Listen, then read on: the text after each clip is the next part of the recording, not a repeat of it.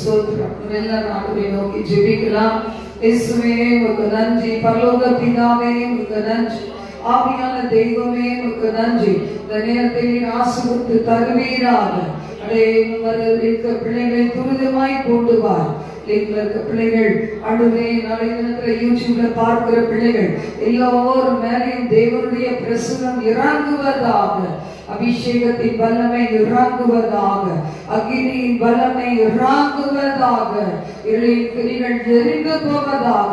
அவரவர் எந்தெந்த இடங்களில் இருந்து, தேசங்களில் இருந்து, உலக நாடுகளின் பல பகுதிகளில் இருந்து, நீங்கள் இந்தியா தேசத்தின் Africa, South India, East India, West India, Ilankai Colombo பகுதியிலிருந்து எங்கெல்லாம் பார்க்கிறாங்களோ அங்கெல்லாம் இயேசு கிறிஸ்துவின் ரத்தம் இறங்கட்டும். வானமண்டலத்தின் சேனைகள் இயேசு கிறிஸ்துவின் கல்வாரியின் ரத்தம் இறங்கட்டும். கர்த்தாவே ஒவ்வொரு வீடுகளையும், ஒவ்வொரு ஆண்டுகளையும் சபைகளுக்குள்ளாக, ஒவ்வொரு ஊழிய ஸ்தலங்களுக்குள்ளாக, பிசினஸ் ஸ்தலங்களுக்குள்ளாக, தினசரி இடங்களுக்குள்ளாக, எல்லா ஸ்கூல்ஸ்குள்ளாக, காலேஜஸ்குள்ளாக, மெடிக்கல் ஆண்டுகளை சம்பந்தப்பட்ட எல்லா இடங்களுக்குள்ளாக அடுவரே ரத்தம் இறங்கட்டும் ராஜா. அடுவரே மகந்து ராத வஷதனா முகந்தராத ஹத்துந்தராத நீகராந்தனா. அடுவே எங்க தேசத்துல சமாதானம், எங்க தேசம் விரும்பப்படத்தக்க தேசமாய் மாற்றும். உலக நாடுகளின் அநேக பகுதிகளில் என்னுடைய பிள்ளைகள் இருக்கிறார்கள் இயேசுவே. எல்லாரையும் கண்ணின் மணி போல காத்து சத்துரு தொடாதபடிக்கு வேறி அடைப்பீராக. இந்த சித்தம் நிறைவேற்றப்படட்டும் என்று ஒப்புக் கொடுக்கிறோம். எங்களோடு தங்கியிரும் ஆண்டவரே. ரத்தம் சிந்தி சம்பாதித்த சபை மீது, அடுவரை சபைகளின் மீது நோக்கமாய் இருப்பதற்கு நன்றி. பணிவெளி ஆவிகளை எங்களுக்கு ஒத்தாசையாக நீர் அனுப்பி இருப்பதற்கு நன்றி. எங்களோடு தங்கியும் இயேசு கிறிஸ்துவின் நாமத்தில் இந்த நேரத்தை ஒப்புக் கொடுத்து ஜெபிக்கிறோம் பிதாவே. ஆமென், ஆமென். தெய்வீக கூடாரமே, என் தேவனின் சந்நிதியே, தேடி ஓடி வந்தே தேட்டாத பாக்கியமே. மகிமை மகிமை மாட்சிமை மாறாய நேசருக்கே. மகிமை மகிமை மாட்சிமை மாறாய நேசருக்கே. கல்வாரி திருப்பீடமே, கரிபோக்கும் திருரத்தமே. கல்வாரி திருப்பீடமே, கரிபோக்கும் திருரத்தமே. உயிருள்ள பரிசுத்த ஜீவ பலியாக ஒப்புக் கொடுத்தோம் ஐயா. பரிசுத்த ஜீவ பலியாக ஒப்புக் கொடுத்தோம் ஐயா. மகிமை மகிமை மாட்சிமை மாறாய நேசருக்கே. மகிமை மகிமை மாட்சிமை மாறாய நேசருக்கே. ஈசோப்புனால் கழுவு இன்றே சுத்தமாவோ. ஈசோப்புனால் கழுவு இன்றே சுத்தமாவோ. உருகின்ற பனி போல வெண்மையாவும் ஐயா உம் திரு வார்த்தையினார். உருகின்ற பனி போல வெண்மையாவும் ஐயா உம் திரு வார்த்தையினார். மகிமை மகிமை மாட்சிமை மாறாய நேசருக்கே. மகிமை மகிமை மாட்சிமை மாறாய நேசருக்கே. அப்பாவும் சமூகத்தில் அப்பங்கள் நாங்களையா. அப்பாவும் சமூகத்தில் அப்பங்கள் நாங்களையா.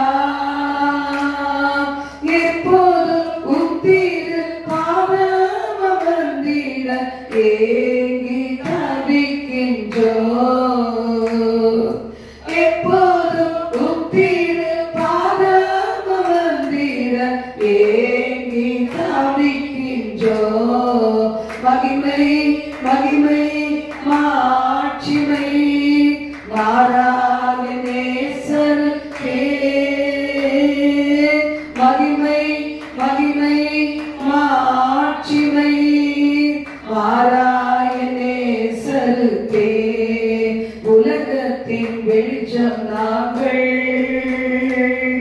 உமக்காய் சுடர்விடுவோம். உலகத்தின் வெளிச்சம் நாங்கள் உமக்காய் சுடர்விடுவோம். ஆனந்த தைலத்தால் அபிஷேகியோமையா அனல் மூட்டி எரிய விடு. ஆனந்த தைலத்தால் அபிஷேகியோமையா எரிய விடு. மகிமை மகிமை மாட்சிமை மாறாய நேசருக்கே. மகிமை மகிமை மாட்சிமை மாறாய நேசருக்கே. அல்லேலூயா.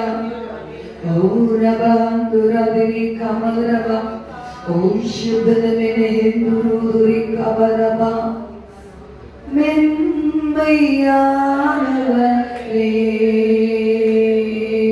மேக சம்பவே. மென்மையானவரே மேக சம்பவே. ஆசீர்வதியோ அரவணையோ. ஆசீர்வதியோ அரவணையோ. ஆனந்த தைலமே எங்கள் ஆனந்த தைலமே. பனி போல பெய்யும் எங்கள் பரிசுத்தரே. மழையாக பொழியோ ஆவியே. பனி போல பெய்யும் எங்கள் பரிசுத்தரே. மழையாக பொழியோ ஆவியே. ஆவியே ஆவியே மழையாக பொழியோ ஆவியே. ஆவியே ஆவியே மழையாக பொழியோ ஆவியே. அல்லேலூயா. ஆவியானவர் எங்கே உண்டு? ஆகிய எட்டுகளை உண்டு. கர்த்தருடைய ஆவியானவர் எங்கள் நடுவிலே அசைவாடுவீராக.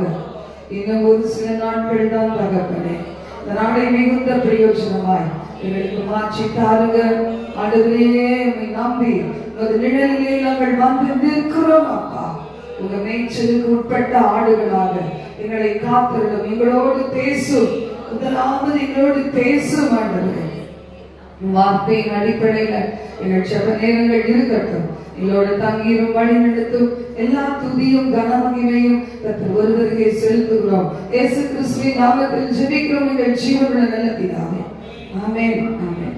இதனால நாம் யார் என்கிற தலைப்புல தேவ செய்தியை பார்த்து வருகிறோம். இந்த நாள் நாம் பார்க்க போகிற செய்தியின் தலைப்பு லக்கை நோக்கி தொடர்பவர்கள் என்கிற தலைப்புல தேவ செய்தியை நாம் பார்க்க போகிறோம். இன்னைக்கு லக்கு அப்படிங்கும்போது ஒரு கோல் அப்படின்னு கூட நம்ம சொல்லலாம். நமக்கு எல்லாம் கட்டாயமா ஒரு கோல்னு ஒண்ணு வேணும்.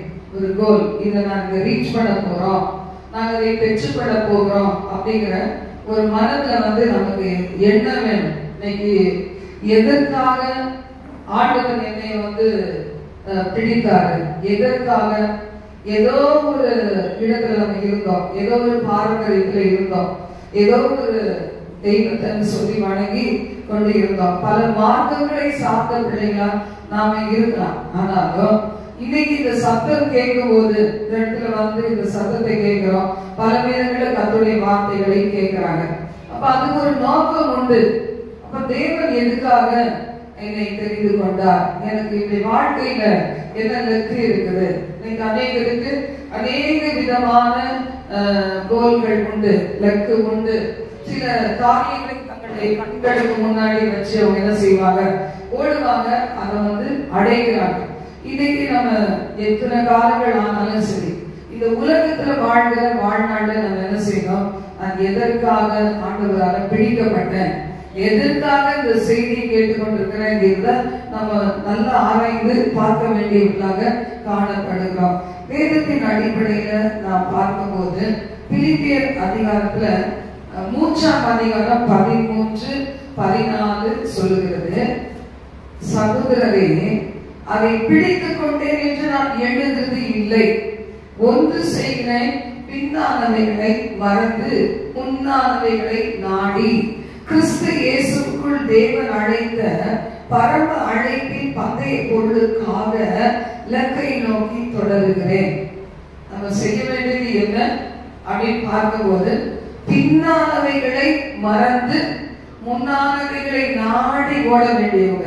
ஒவ்வொரு நாளும் நமக்கு தேவன் கிருபையாக கொடுக்கிறார். ஆயுசு காலத்தை தேவன் கிருபையாக கொடுக்கிறார். சின்ன குழந்தையில இருந்து பெரியவங்க வரைக்கும் நம்ம உலகத்துல வாழ்கிறோம்னா அதுக்கு ஒரு நோக்கம் வச்சு தேவன் கிருபையாய் நமக்கு வாழ்நாட்களை கொடுத்து வருகிறார். அப்ப இந்த நாட்கள்ல நாம் செய்ய வேண்டிய காரியம் என்ன? பின்னானவர்களை மறந்துடும். நாளுக்கு நாள் எவைகளெல்லாம் நம்முடைய பரிசுத்த வாழ்க்கையை தடை செய்கிறதோ, ஊழியர்ல தேவனோடு வாழ்கிற வாழ்க்கை, ஊழியத்தின் பாதையில வாஞ்ச, ஆலயத்தின் மீது வாஞ்ச, இல்லைன்னா நமக்கு கொடுத்த ஒரு வேலையா இருக்கலாம். வாலி பிள்ளைகள் வேலைக்கு போறாங்க, சகோதரி வேலைக்கு போறாங்க, சகோதரிகள் எல்லாரும் வேலைக்கு போறாங்க. அப்ப அந்த போகிற அந்த இடத்துல வேலை செய்யற காரியமா இருக்கலாம். அந்த இடத்துல நாம் எப்படிப்பட்டவர்களாக இருக்கணும்? ஒரு சின்ன ஒரு வேலைனா கூட கற்றுக்கொள்ளுவோம். இந்த இடத்துல ஒரு நல்ல ஒரு வேலை கிடைக்கிற வரைக்கும் நான் இந்த இடத்துல என்ன செய்வேன், இந்த கம்பெனில, இந்த ஃபேக்டரியில, இந்த இடத்துல எவ்வளவு நான் மேக்சிமம் அதிகமாய் கற்றுக்கொள்ள முடியுதோ, அதிகமான போஸ்டிங் இந்த கம்பெனில இல்லைன்னா இந்த ஃபேக்டரியில எது இருக்குதோ அது எல்லாத்தையும் நான் என்ன செய்வேன், அதுக்கு நான் என்னை தகுதிப்படுத்திக் கொள்வேன் அப்படின்னு சொல்றவங்க தான் பாத்தீங்கன்னா ஒரு இடத்துல வேலைக்கு ஜாயின் பண்ணிட்டு படிச்சுட்டே இருப்பாங்க, மறுபடியும் படிச்சுட்டே இருப்பாங்க. ஆவிக்குரிய பிரகாரமா பாருங்க, நிறைய பாஸ்டர்ஸ் எல்லாம் பைபிள் காலேஜ் வச்சு நடத்துறாங்க. சாதாரணமாவே ஒரு செய்தி சொல்லணும்னா கூட நமக்கு ஆயுதம் தேவையா இருக்குது.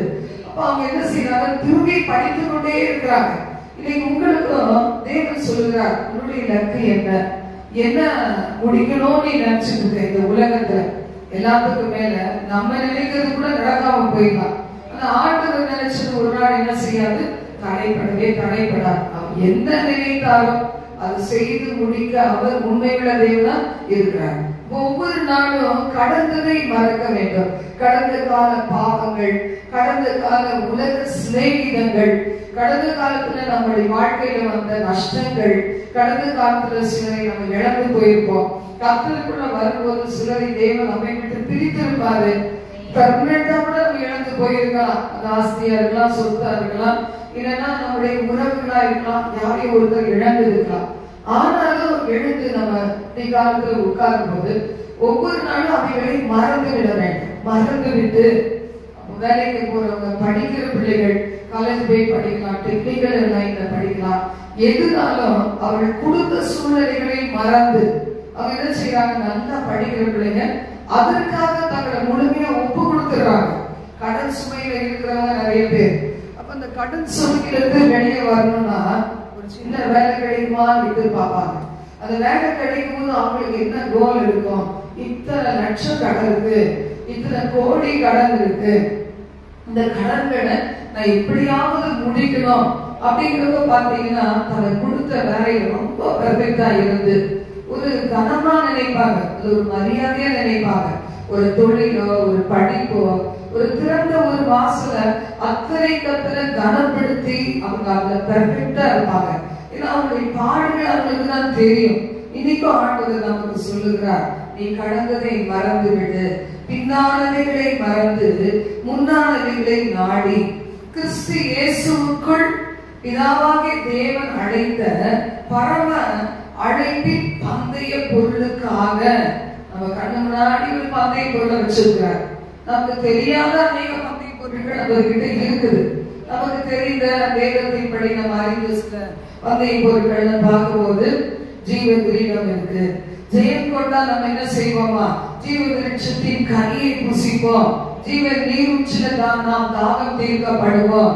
ஆண்டவர் தாமே எல்லா முகங்களிலிருந்து வழிகிற கண்ணீரை துடைப்பார். இதெல்லாம் நம்ம அறியாதது, தெரியாதது, காணாத பரலோகம், அப்ப காணாத ஒரு நரகம், காணாத ஒரு பாதாளம் இதுல இருக்கு அப்படிங்கறத நம்ம விசுவாசிக்கிறோம். அப்போ ஆண்டவர் சமூகத்துல எதை லக்காக வச்சிருக்கேன்? நான் இந்த உலகத்துல எப்பாடுபட்டாலும் சரி, நான் ஆண்டவரை போய் முகமுகமாக தரிசிக்க வேண்டும். படாது கூடி பரிசுத்தவான்களும் மகிமையும் நிறைந்த அந்த உலகத்துக்கு நான் போக வேண்டும். அதை நம்ம மைண்ட்ல செட் பண்ணிட்டோம்னா, நம்ம கண்களுக்கு முன்னாடி வச்சுட்டோம்னா, அதை நோக்கி நேராக ஓடலாம். அது ஆவிக்குரிய காரியம். உலகத்துக்குரிய காரியத்தை நீங்க யோசித்து பாருங்க. நீதிமான்களுடைய பாதை நடுப்பகல் வரைக்கும் அதிகமாய் பிரகாசிக்கிற சூரிய பிரகாசம் போல இருக்கும். அப்போ ஒரே நாள் நம்ம பெரிய பணக்காரங்களாக போறது கிடையாது. ஆனா ஒவ்வொரு நாளும் நம்முடைய பாதை எப்படி இருக்கும்? வளர்ந்து கொண்டுதான் போகும். வளர்த்திரியா இருக்குமே தவிர தேய்பிரியா ஒரு அமாவாசையா மாறாது. அமாவாசை எப்படி உலகமே இருட்டு போகுது, அது மாதிரி கிடையாது. கர்த்தருடைய பிள்ளைகளுடைய வாழ்க்கை என்ன செய்வார்? எல்லா சூழ்நிலைகளுக்கு நடுவிலும், ஏன்னா நமக்கு ஒரு நம்பிக்கை இருக்கு. வாழ்ந்தா இந்த உலகத்துல வெற்றியான வாழ்க்கை வாழ்வேன், மறிச்சா அந்த வெற்றி நிறைந்த பரம இளைப்பாறுதல், அது பெர்மனன்டான ஒரு நித்திய இளைப்பாறுதலுக்குள் பிரவேசிக்க போகிறேன். அப்ப இந்த உலகத்துல வாழ்க்கிற வரைக்கும் உண்மையான தேவ பிள்ளைகள் என்ன செய்வாங்க? ஒரு வெற்றி நிறைந்த வாழ்க்கை கண்ணு முன்னாடி அந்த லக்கை வைத்து அதை நோக்கி ஓடுகிறவர்களாக நம்ம காணப்பட முடியும். கர்த்தர் வாழ்க்கைக்கு தான் இன்னைக்கு நம்ம ஒவ்வொருத்தரையும் என்ன செய்யறாரு? அழைத்து இருக்கிறார். அடுத்து நம்ம பார்க்கும்போது இதுல வாசிக்கிறோம், பிலிப்பியர் 3ஆம் அதிகாரம் 9-10. இத நம்ம 9, 10 முதல் 13, 12 வசனங்கள் வரைக்கும் நம்ம வாசிக்கலாம். நான் கிறிஸ்துவை ஆதாயப்படுத்திக் கொள்ள வேண்டும். உலகம் கிறிஸ்து ஆதாயப்படுத்தினாலும் ஒரு மனுஷன் தன் ஆத்மாவை நஷ்டப்படுத்திக்க ஒரு லாபம் கிடையாது.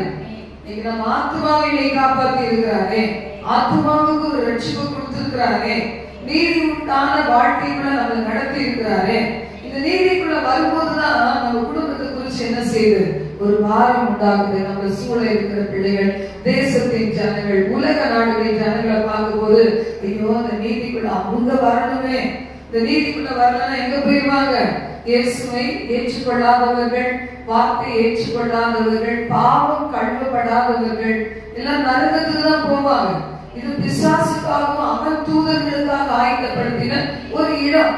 அதுல என்னை சார்ந்தவர்கள், எனக்கு அருமையானவர்கள், எனக்கு ஒரு கலசம் தண்ணீர் கொடுத்தவங்க எவ்வளவு பேர் நம்மளுக்கு உதவி செய்யறாங்க பாத்தீங்களா? சில நேரம் மெடிக்கல் ஷாப்ல கூட நம்ம ஆர்டர் பண்றோம் பாருங்க, அவங்களுக்கு நம்மளுக்கு கொண்டு அடுத்த செகண்ட் கொண்டு தராங்க. அதனால நம்ம பழகிட்டோம், ஒரே இதை வாங்குறோம்னா அவங்க கொண்டு கொடுக்குறாங்க. அப்ப பாருங்க அது நமக்கு எப்படி இருக்குது? பண்பறியால துடிச்சிட்டு இருக்கீங்கன்னு வச்சுக்கோங்களேன். அந்த நேரத்தில் நம்ம கிட்ட இருக்க மாதிரி என்னென்ன பண்ணணுமோ கொஞ்சம் ஏதோ பண்றோம், ஆனாலும் முடியல. அந்த டைம் நம்ம வீட்டுல ஒரு மெடிசன் இல்ல. அப்ப அவங்க கொண்டு வந்து கொடுக்கும்போது எப்படி இருக்கும்? அவங்கள மனசார வாழ்த்துவோம். அந்த ஒரு ஹெல்ப் செய்யறாங்க பாத்தீங்களா? எத்தனையோ ஆட்டக்காரர்கள் அப்படி சொல்ல முடியும். சமயத்துக்கு உதவுகிற எத்தனை பிள்ளைகளோ, ஒவ்வொருத்தருக்கும் ஒவ்வொரு டிஃபரெண்ட் வட்டாரத்துல இருக்கு. ஹாஸ்பிட்டலுக்கு எமர்ஜென்சிக்கு போனா அது அந்த நேரம் யார் கண்ணிலே தயவு கிடைக்குது பாத்தீங்களா? அப்ப இப்படிலாம் நம்ம சந்தித்த பிள்ளைகள், அது எல்லாரும் இந்த நீதியின் வாழ்க்கைக்கு வரணுமே, இயேசு கிறிஸ்துவை ரட்சகராக ஏற்றுக்கொள்ளணுமே, அவர் பாவ மன்னிப்பை பெற வேண்டுமே. இப்ப அந்த பாரம் நமக்குள்ள வரும். எப்படின்னா நம்ம ரட்சகராக இயேசு கிறிஸ்துவை கரெக்டா அறிந்து கொள்ளும் போது. வாசிப்போம். சுயநீதி. இன்னைக்கு சுயநீதி என்ன செய்யுது? தேவன் சமூகத்துல ஒரு மனுஷனை கிட்டி செல்ல விடுறது கிடையாது. இன்னைக்கு கிறிஸ்தவங்க மட்டும் இல்ல, எல்லா இடத்துலயுமே கிறிஸ்தவர்களுக்கு நியாய பிரமாணம் அதை பின்பற்றுகிறவங்க அந்த சுயநீதி உடையவர்கள். ஏன்னா அவங்களுக்கு பொறுத்தவரை யோசித்து பாக்குறாங்க, நான் அதை பண்றேன், இதை பண்றேன், தசமா கொடுக்குறேன், காணிக்கை கொடுக்குறேன், வாரம் தவறாம ஞாயிற்றுக்கிழமை சர்ச்சுக்கு போறேன், வெள்ளிக்கிழமை ஃபாஸ்டிங் இருக்கிறேன். இப்படி பாத்தீங்கன்னா குடும்பத்துல வீட்டுல ஒரு குடும்ப ஜபம் பண்றேன், என்னை பொறுத்தவரைக்கும் நான் நல்லா இருக்கிறேன், அவ்வளவுதான். அப்ப அந்த சுயநீதி உடையவர்கள் என்ன செய்ய மாட்டாங்க? தேவனுடைய கிருபைக்கு கீழ்ப்படிந்து வரமாட்டாங்க. கர்த்தருடைய கிருபையை சார்ந்து கொள்ள மாட்டாங்க. எக்ஸாம்பிளுக்கு எடுத்துக்கிட்டீங்கன்னா, அவங்களுக்கு ஒரு நல்ல வேலை இருக்கலாம், வருமானம் இருக்கலாம், நல்ல ஒரு அழகான குடும்பம் இருக்கலாம், கணவன் மனைவி பிள்ளைகளா இருக்கலாம், வீடு வாசல் ஆசிரியரா இருக்கலாம். அவங்க என்ன நினைப்பாங்க, இதெல்லாம் யாரால வந்தது? என்னுடைய சுய பலத்தினால், என் சுய ஞானத்தினால் நான் எவ்வளவு இந்த காரியங்களுக்காக நான் உழைத்தனோ அதை வச்சு கிடைச்சது, இதெல்லாம் கிடைச்சிருக்குமா அப்படி சொல்லுவாங்க. சில பேர் சொல்லுவாங்க, இதுக்கு எல்லாம் காரணம் என்னன்னா என் உத்தமம் தான். நான் அப்படிப்பட்ட ஒரு உத்தமத்துல இருந்தேன், என் குடும்பத்துல எல்லாம் ஏற்ற நேரத்துல எல்லாம் முடிஞ்சது, காரணம் என்ன? என் உத்தமம். அப்ப சில பேர் கஷ்டப்படுறாங்க, அது என்ன? அவங்க செஞ்ச பாவம் அப்படின்னு சொல்லுவாங்க.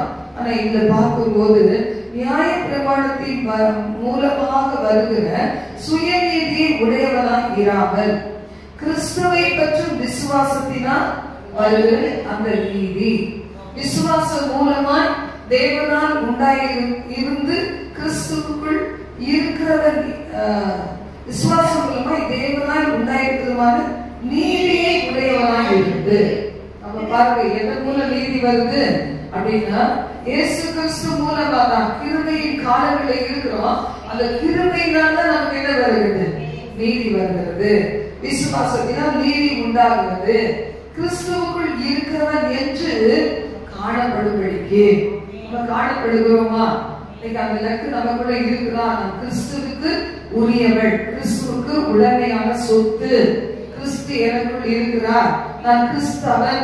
கிறிஸ்தவன் சொல்வது கிறிஸ்து அவன், கிறிஸ்து அவள்னு சொல்லணும்னு சொல்லுவாங்க. பாத்தீங்களா, பொதுவா சொல்லுவாங்க. அப்ப இன்னைக்கு வார்த்தை சொல்லுகிறது 10ஆம் வசனத்துல, 9:10, இப்படி நான் அவரையும் அவருடைய உயிர்த்தெழுதலின் வல்லமையும் அவருடைய பாடுகளின் ஐக்கியத்தையும் அறிகிறதற்கும். இன்னைக்கு இது ஒரு செட்டா வச்சுக்கணும். ஆவிக்குரிய வாழ்க்கையில நான் இப்படிலாம் வளரணும்னு நம்ம நோக்கங்கள் வச்சுக்கணும். நம்ம எல்லாம் எவ்வளவு தூரம் தேவனை அறிந்திருக்கிறோம்? நம்ம கற்றது கையளவு, கல்லாதது உலகம் சொல்லுவாங்க. நமக்கு தெரிஞ்சது கொஞ்சம் தான். ஒருவேளை அது கணுக்கால் அளவா இருக்கலாம், முழங்கால் அளவா இருக்கலாம், இது அளவா இருக்கலாம். ஆனா நீச்சலான போய் நம்ம என்ன செய்யணும்? ஆண்டவரை அறிய வேண்டும், இன்னுமே அறிய வேண்டுமே. மோசேக்கு தாகம் இருந்துச்சு, இன்னுமே அறியணும். தாவீதுக்கு தாகம் இருந்துச்சு, இப்படி ஆலயத்திலிருந்து நான் ஆராய்ச்சி பண்ண வேண்டும் அப்படிங்கிற ஒரு தாகம் இருந்தது.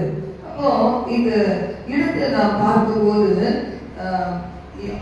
அவரையும் ஆண்டவராகிய கர்த்தரையும் அவருடைய உயிர்த்தெழுதலை வல்லமையும் நீங்க நம்ம நம்புறோமா? பாருங்க, உயிர்த்தெழுதலை வல்லமையை நம்புறாங்கன்னா அற்புதங்கள் நடக்கும், அதிசயங்கள் நடக்கும், ஆவியானுடைய வல்லமை நமக்கு கிடைக்கும், வாழ்க்கையில் ஒரு பிடிப்பு இருக்கும். அப்படி இல்லை அவர் மறிச்சு போயிருந்தா நமக்கு என்ன ஒரு நம்பிக்கை? அவர் கடவுள் சொல்றதுக்கே லாய்க்கு கிடையாது. இல்ல, எல்லாவற்றையும் கடந்தவர் தான் கடவுள், சாவாமையும் உடையவர் தான் கடவுள். அவர் சாவாமை உள்ளவர் தான். ஆனா எதற்காக மரணத்துக்குள்ள போனாரு? நமக்காக தான். நம்ம ஜீவ காலம் எல்லாம் மரணம்னா ஒண்ணு ரொம்ப பயங்கரமானது. ஐயோ மரணம் போயிட்டோம்னா என்ன நடக்கும்?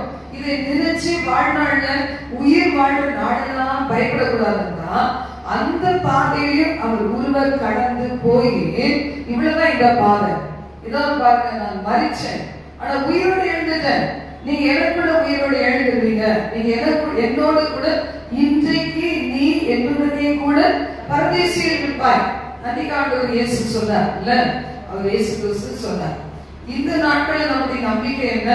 நிச்சயமா பரலோகத்தில் ஒரு இடம் நமக்கு இருக்குது. இல்ல, பரதேசு ஆதிசம் சொல்லுவாங்க. ஆதிசங்கிறது இயேசுவை அறியாம, இயேசுவை அறிந்து ஏற்றுக்கொள்ளாம பாவத்திலே வாழ்ந்து மறிக்கிறவங்க அவங்களுடைய இருக்கிற இடம் என்னதான் பரதேசு, சாரி ஆதிசு. அப்புறம் தேவ பிள்ளையா இருந்து கடைசி வரைக்கும் பரிசுத்தமா இருந்து அவங்க வாழ்ந்து மறிச்சாங்கன்னா பரதேசு என்கிற ஒரு இடத்துல. பரதேசும் ஆதிசும் ஒன்னொன்றுக்கு இடம் எதிரான காரியங்கள். எப்படி சொர்க்கம் நரகம், மோட்சம் நரகம், இது எப்படி ஆப்போசிட்டா இருக்குதோ அதே போல. அப்ப இதை நாம வாசிக்கும் போது அவருடைய உயிர்த்தெழுதலின் வல்லமையை நான் அறிகிறதற்கும் அவருடைய பாடுகளின் ஐக்கியத்தை அறிகிறதற்கும் இதெல்லாம் நமக்கு என்ன செய்யும்? கொஞ்சம் வலிக்கும். ஏன்னா அவருடைய பாடுகள்ல நமக்கு என்ன செய்ய பிடிக்காது, ஐக்கியம் அடைய பிடிக்காது. ஆண்டவர் என்னைக்கும் அவர் சுமந்த சிலுவையை நம்ம கொடுக்கவே மாட்டார். நம் திராணிக்கு மேல சோதிக்க மாட்டார். அந்த சோதனையோடு கூட தப்பித்து கொள்ளக்கூடிய போக்கு வச்சிருப்பார். அது இன்ஸ்ட்ரக்ட் பண்ணுவாரு, நமக்கு சொல்லி கொடுப்பாரு. இந்த பாதையில கூட நீ ஜெயிச்சுட சொல்லி தருவாரு. அப்ப கர்த்தரின் வார்த்தை சொல்லுகிறது, அவருடைய பாடுகளின் ஐக்கியத்தை அறிகிறதுக்கும் அவருடைய மரணத்துக்கு ஒப்பான மரணத்துக்கு உள்ளாகி நினைக்கும் போது பாருங்களேன், நம்ம உலகத்துல எப்படி ஆண்டவர் இயேசுவை போல வாழ முடியும்? பாவத்துக்கு மரிச்சு, பாவத்துக்கு செத்து நீதிக்கு பிழைக்கிறவர்களாக நம்ம இந்த உலகத்துல என்னதான் நம்ம கண்ணு முன்னாடி வந்தாலும் நம்ம சூழ எப்படிப்பட்ட நிறைய பணம் இடையில பாத்தீங்கன்னா ஒரு டிவில சேனல்ல போட்டுருந்தாங்க. அப்படியே பணமா ரோட்ல கொட்டி கிடக்குதான், தோண்ட பணமா இவங்க போட்டிருந்தாங்க. இல்லை ரொம்ப பார்க்கல. அதை பாத்தீங்கன்னா அப்போ எத்தனை பேர் யாராவது இன்ஃபர்மேஷன் கொடுத்தா செஞ்சிருப்பாங்க, எல்லாரும் ஓடிப்பாங்க. கார் வச்சிருந்தா பெரிய காரா மொத்தத்தையும் தூக்கி அழிப்படுத்தி வந்துடலாம் போயிருப்பாங்க. அது உண்மையை போய் நமக்கு தெரியாது, ஆனா நியூஸ்ல வந்துச்சு. அவ பாருங்க, இப்படி தேவனுடைய பிள்ளைகள் நமக்கு இந்த மரணத்திற்கு ஒப்பான மரணத்திற்குள்ளாகி அவர் மாதிரி நம்ம பாவத்துக்கு மறிச்சிட்டோம்னா எப்படி இருப்போம்?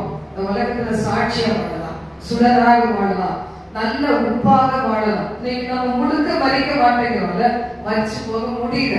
நாங்கிறது ஒண்ணு வந்துருது, ஜென்மஸ் பாவம்னு ஒண்ணு வந்துருது. அவங்க பேச அதே மாதிரி பேசணும் செய்யணும் கூட வந்துருது. இல்ல சில நேரம் அவங்க எனக்கு என்ன செய்யறாங்களோ அப்படி நான் செய்யணும் அப்படிதான் சொல்றாங்க. ஏன்னா நம்ம சில பேர் நிறைய கடின உள்ள மயப்பாங்கன்னா அவங்க பார்த்த உலகம் கத்து கொடுத்தது அதுதான்.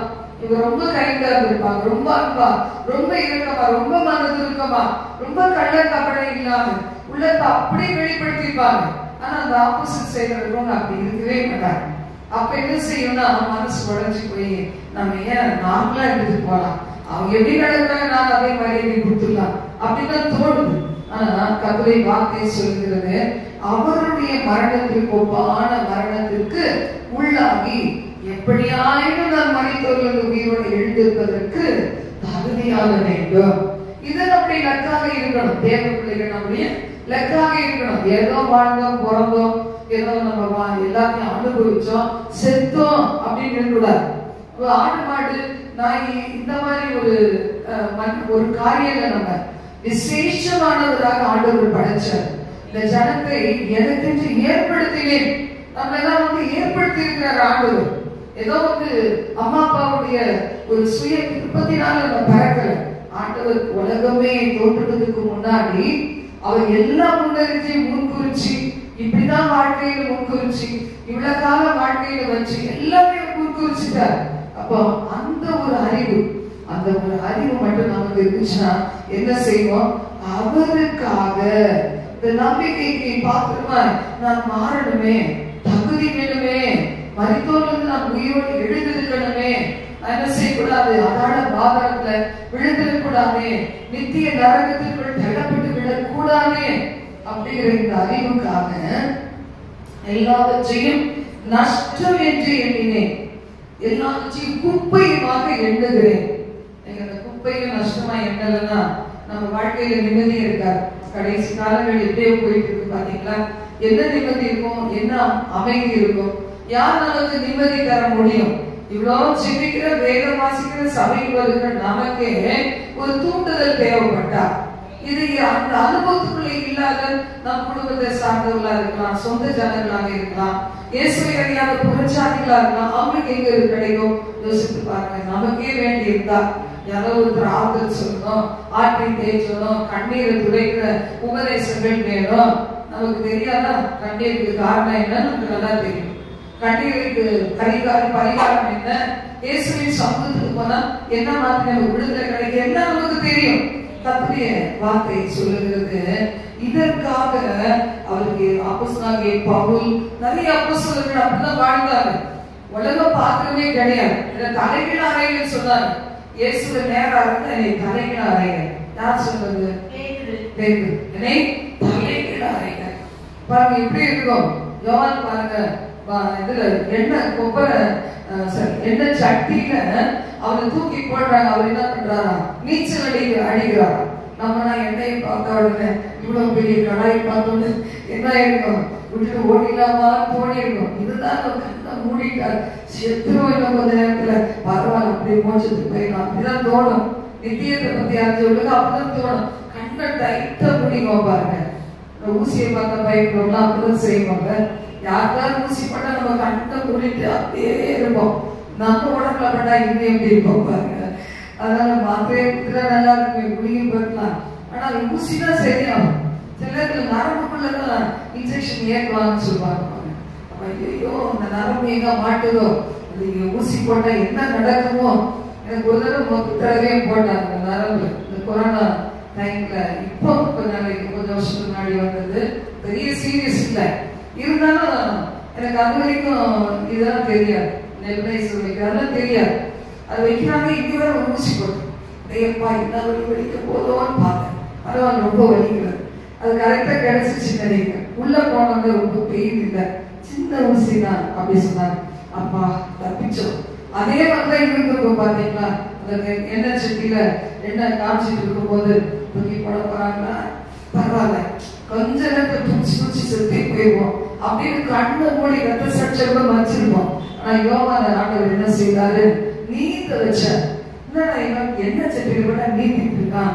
இவனை தூக்கி கொண்டு நாடு கடத்தினோன்னு என்ன செய்தாங்க? பத்மூத்திகளுக்கு கடத்திட்டாங்க. இப்ப கர்த்தருடைய பிள்ளைகள் ஏன் அதுக்கெல்லாம் ஒப்பு கொடுத்தாங்கன்னா, உலகம் அவங்களுக்கு ஒண்ணுமே கிடையாது. கொஞ்ச நாள் டெம்பரரி வாழ்க்கை அப்படிங்கிற அவங்க அறிவுதான் இருந்தாங்க. அதே மாதிரி தேவ பிள்ளைகளுக்கு நமக்கு கூட அந்த அறிவு, அந்த ஞானம் வேணும். அப்புறம் 12ஆம் வசனத்தை வாசிப்போம். நான் அடைந்தாயிற்று அல்லது முற்றிலும் தேறினவனானேன் என்று எண்ணாமல்.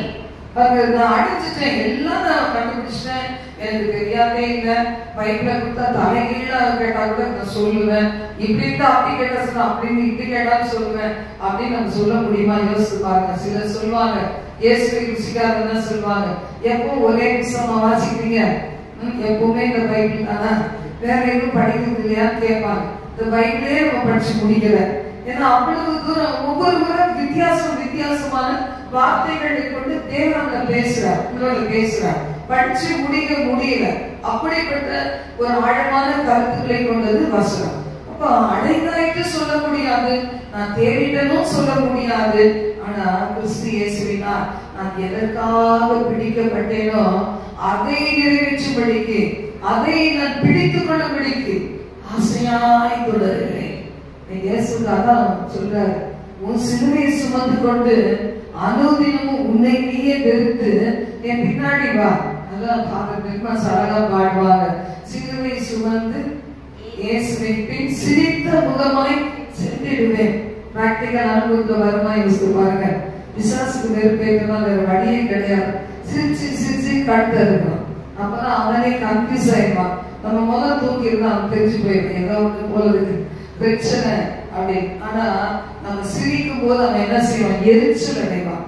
சில மனுஷன் கூட நம்ம சிரிச்சா பிடிக்காது. அதுக்காக என்ன பண்ண முடியும்? ஒரு காலம் அழுதுட்டோம். எவ்வளவு அழுதோம்? அதுக்கு சமமாய் தேவன் என்ன செய்யறாரு? ஆனந்த தைல அபிஷேகத்தை ஊற்றி அவருக்குள்ள சந்தோஷத்தை கொடுக்கிறார். இல்லைன்னா நமக்கு என்ன சந்தோஷம்?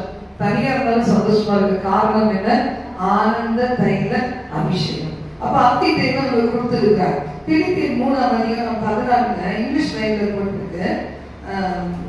I press toward the goal for the prize of the upward call of God in Christ Jesus.